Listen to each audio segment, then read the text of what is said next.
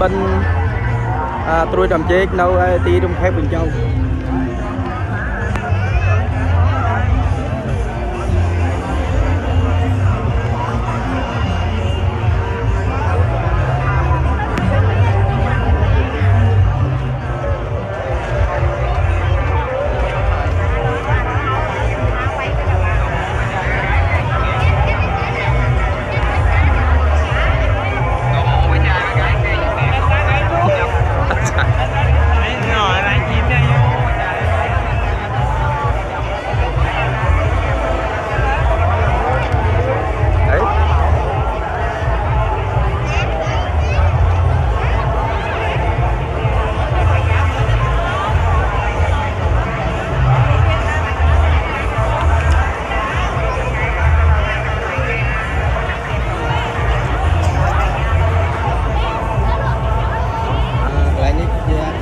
Cảm ơn các bạn thí sinh với những phần trình diễn xuất sắc.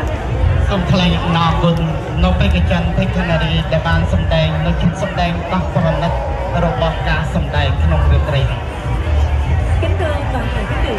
trong bất cứ cuộc thi nào cũng không thể thiếu một thành phần quan trọng, đó là ban giám khảo. Họ là những người có uy tín ở lĩnh vực mà mình làm việc để có thể đưa ra các nhận định về phần thi của thí sinh được chính xác nhất.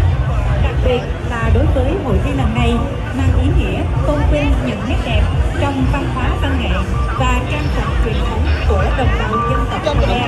Trong đêm lễ bạc tối hôm nay, ban tổ chức cũng mong muốn được nghe các ý kiến nhận xét từ phía ban giám khảo hướng tới hội thi giọng hát hay,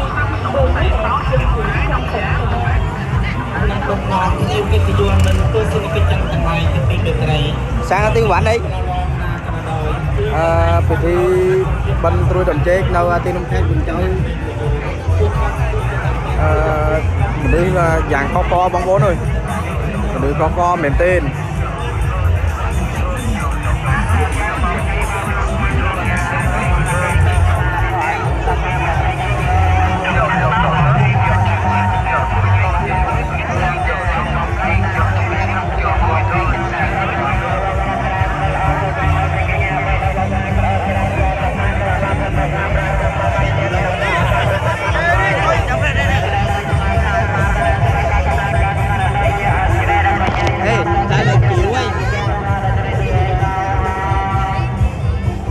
Chịu mấy cái phản á.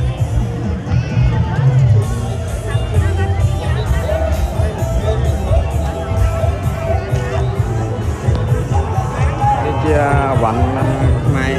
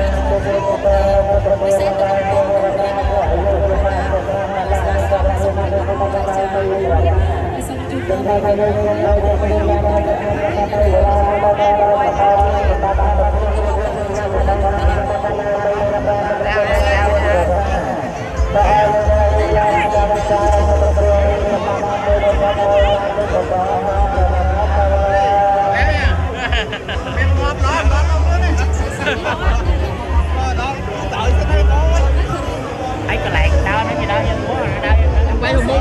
đấy.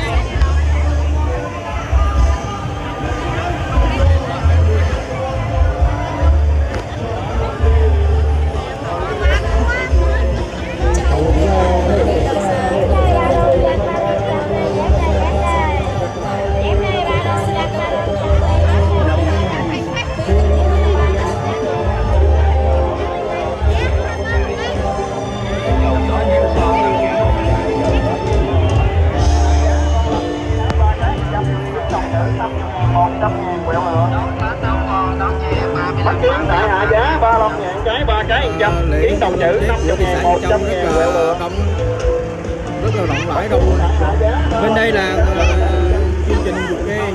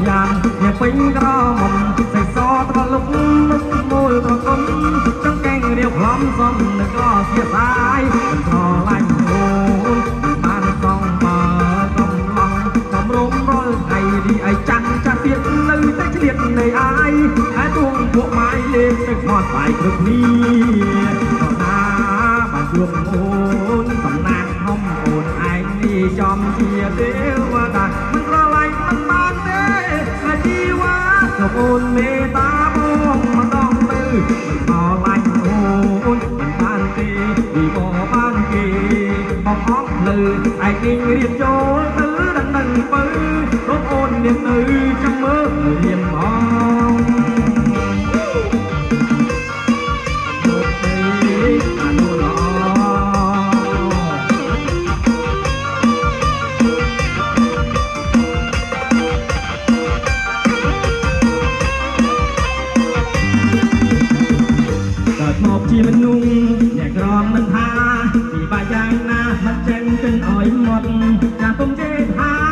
chưa tạm có phải mẹ ta cầm nát kết chế đục thì chỉ được ra say mà mày sắp ngay miền mô tê say chi rộp ngày nia để miền tăng chớ để miền tăng chi để từ miền nghe bao về để lần thà lại tuôn nhang du mình nghe chế tha để từ phật ra tam ra là tam hư giúp chơi bên ma sai cứu sai thơ để hạt cầm bông cây thôi nụ thôi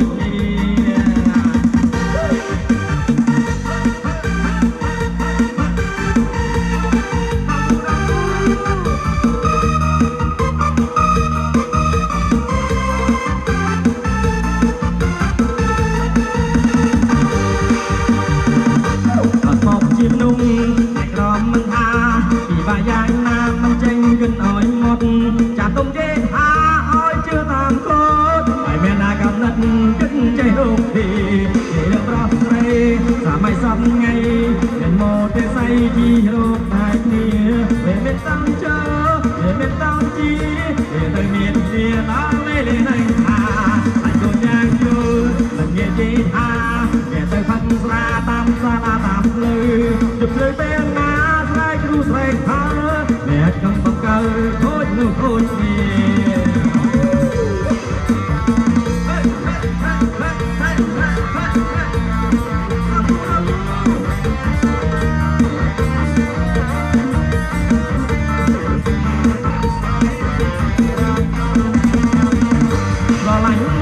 nôn nơi lo lắng mềm mại lo lắng em nên nôn nơi lo lắng mềm mại chắc hai chui chân nhai ô những người lo lắng mềm mại được gì đủ càng nghe giúp ngay giúp vừa mình ta che đỏ bù càng nghe giúp ngay giúp vừa mình ta che đỏ bù nghe giúp lại để cho em anh luôn những người chẳng mọi người oi gu chân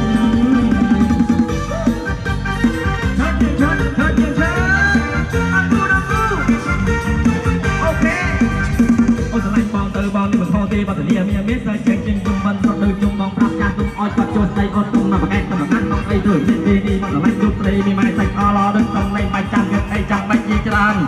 ban bao thường đấy mong là đục đây mà là bánh trăng osmos tay đục từ ngày trôn như nam vụ dừng non luộc cà từ ngày trôn như nam vụ dừng non luộc cà bàn bạc cài nát lo tên prem song có sang xa biệt còn ca song có sang xa lá biệt còn sang lòng dân ruột lang róm từ ngày trôn năm mày ơi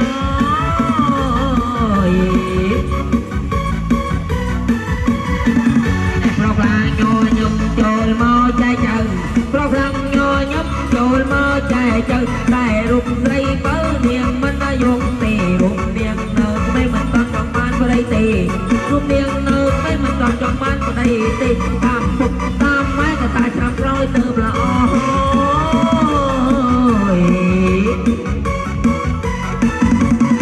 cái này bơ bông thì mặt đây niềm bóc mình thà bơ bông thì mặt đây niềm có mình ta chờ dây khi quá chăm ban tì tay chăm mơ cho năm rồi bom nâng lo lì chăm mơ cho năm rồi bom nâng loạn lịch ta bờ bom trôi từ đây từ nó mề ba hồi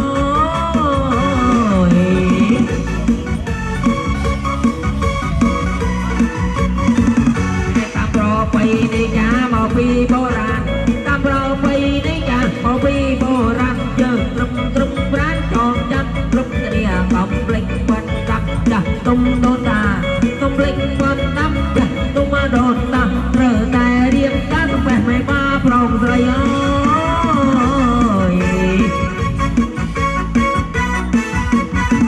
này trong dương sông ngày sập bô sập bài trong dương sông ngày sập bô sập bài vì chậm ran đời hai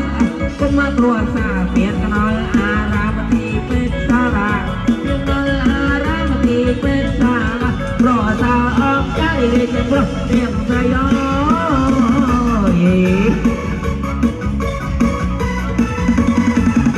bơ bông thì mặt đây niềm có mình thà bơ bông thì mặt đây niềm có mình ta giờ đây chi quá chăm mất tê tay chăm mơ cho năm rồi bông nâng lôi lầy chăm mơ cho năm rồi bông nâng lôi nó bơ bông trôi từ đây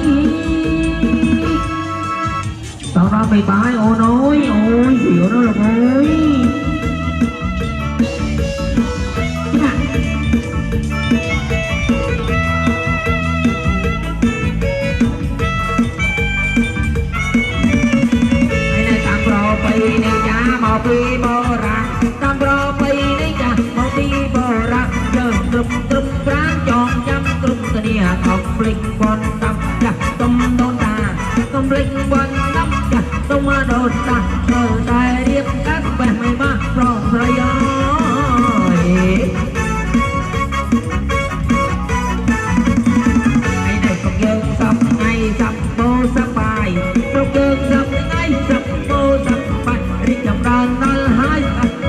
รัวซาเมียนนอลอารามตีเป็นซาลาเพียงนอลอารามตีเป็นซาลารัวซาออกจะดีจะปลุกเตียงประโยชน์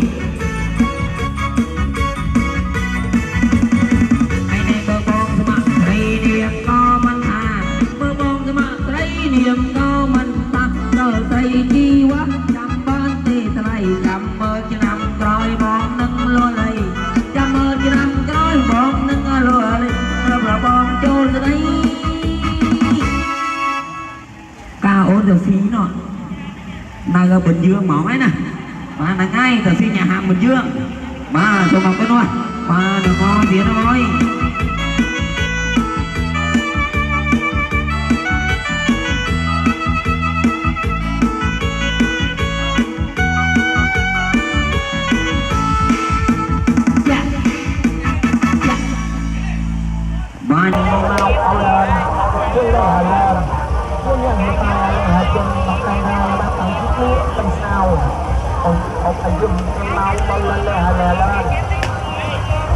tại nhân khai lẽ trên được em luôn ta mới cùng đây rồi cùng đồng đồng đây ai chỉ có yêu của mình là có dễ đầu thì với người không có sao đâu mà con ơi nhà thì có em có một cái rồi còn với cả ở kia là không có sao chứ từng có dậu rồi có dậu thì tôi chỉ của chỗ bà là tâm linh em không chỉ là chết ơi nhưng không mà con ơi tôi đi tìm đây tôi đi tìm đây là một tìm vô nhìn đây là bây giờ em đã có chồng nhưng vào lòng ta cần câu như đâu mà rồi tôi chỉ vào lòng chứ còn ta nào ra rồi một mươi ba rồi một mươi ba rồi một tuần ba tôi tìm đây rồi mấy chuyện bên đây thì đây có rượu rồi sống mới từ chồng tôi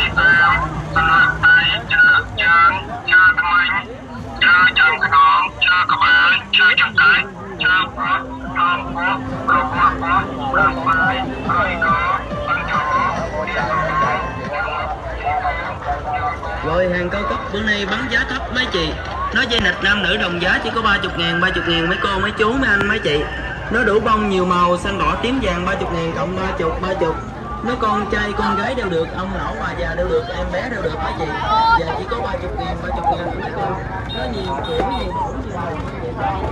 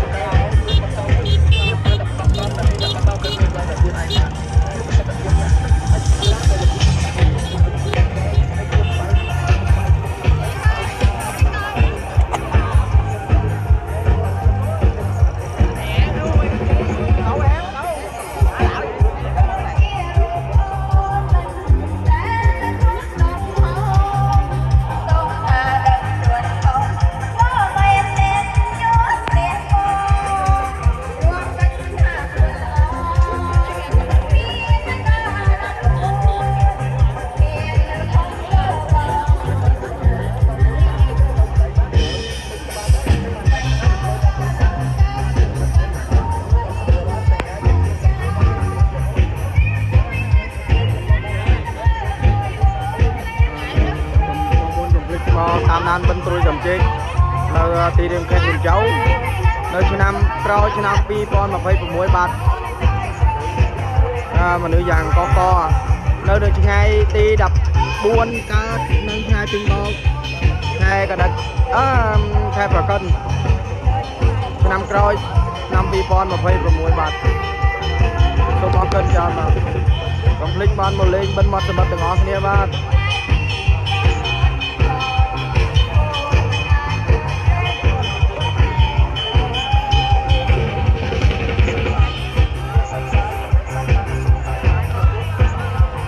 môn complete đăng ký kênh